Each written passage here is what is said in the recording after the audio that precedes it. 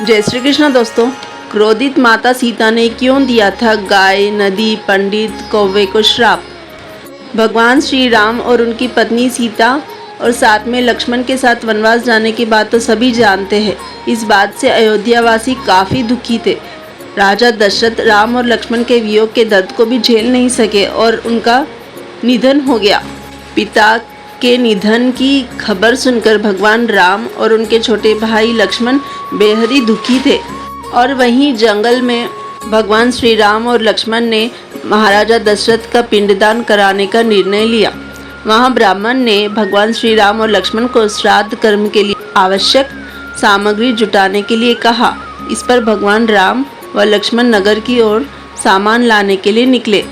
ब्राह्मण देव ने माता सीता से आग्रह किया कि पिंडदान का समय निकलता जा रहा है। यह सुनकर माता सीता चिंतित होती क्योंकि श्री राम और लक्ष्मण अभी तक नहीं लौटे थे और माता सीता असमंजस में पड़ गई।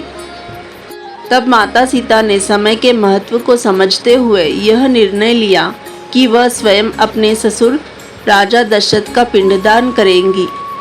उन्होंने फल्गु नदी के साथ साथ वटवृक्ष, कौवा, तुलसी, ब्राह्मण व गाय को साक्षी मानकर स्वर्गीय राजा दशरथ का पिंडदान विधि विधान के साथ किया। इस क्रिया के उपरांत जैसे ही उन्होंने हाथ जोड़कर प्रार्थना की तो राजा दशरथ ने माता सीता का पिंडदान स्वीकार कर लिया। माता सीता इस बात से खुश हुई कि उनकी पूजा दशरथ जी ने स्वीकार कर ली है।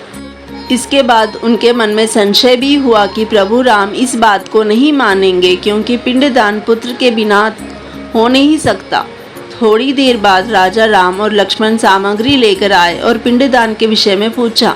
तब माता सीता ने कहा कि समय निकल जाने के कारण उन्होंने स्वयं पिंडदान कर दिया है। प्रभु श्री राम को इस बात का विश्वास नहीं हो रहा था कि बिना पुत्र और बिना सामग्री के पिंडदान कैसे संपन्न हो सकता है। इसके बाद सीता ने कहा कि वहाँ उपस्थित फल्गु नदी, तुलसी, कौवा, गाय, वटवृक्ष और ब्राह्मण श्राद्ध कर्म की गवाही दे सकते हैं। भगवान राम ने जब इन सब से पिंडदान किए जाने की बात सच है या नहीं पूछी, तब फल्गु नदी, गाय, कौवा, तुलसी और ब्राह्मण पांचों ने प्रभु राम का क्रोध देखकर झूठ बोल दिया कि माता सीता ने कोई पिंडदान नहीं किया है। केवल वटवृक्ष ने सत्य कहा कि माता सीता ने सबको साक्षी मानकर विधि पूर्वक राजा दशरथ का पिंडदान किया है। पांचों साक्षी के झूठ बोलने पर माता सीता ने क्रोधित होकर उन्हें आजीवन श्राप दे दिया। माता सीता ने फल्गु नदी को यह श्राप दिया कि वह सिर्फ नाम की नदी रहेगी, उसमें पानी नहीं रहेगा। इसी कारण फल्गु नदी आज भी गया में सूख गई है। गाय को यह श्राप दिया कि गाय पूजनीय होकर भी सिर्फ उसके पिछले हिस्से की पूजा की जाएगी और गाय को खाने के लिए दर बदर भटकना पड़ेगा। माता सीता ने ब्राह्मण को कभी भी संतुष्ट ना होने का श्राप दिया और कहा कितना भी मिले उसकी दरिद्रता हमेशा बनी रहेगी।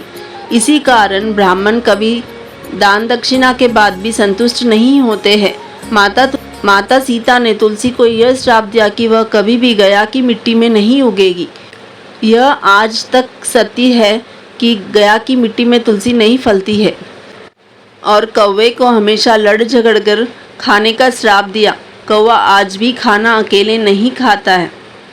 माता सीता ने जहाँ इन पांचों को श्राप दिया वहीं सच बोलने पर वटवृक्ष को आशीर्वाद दिया कि उसे लंबी आयु प्राप्त होगी, वह दूसरों को छाया प्रदान करेगा।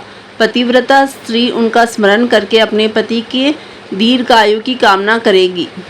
दोस्तों, अगर आपको ये जानकारी पसंद आए तो वीडियो को लाइक कीजिएगा, चैनल को सब्सक्राइब कीजिएगा और कमेंट बॉक्स में जय माँ सीता ज़रूर लिखिएगा। जय माँ सीता।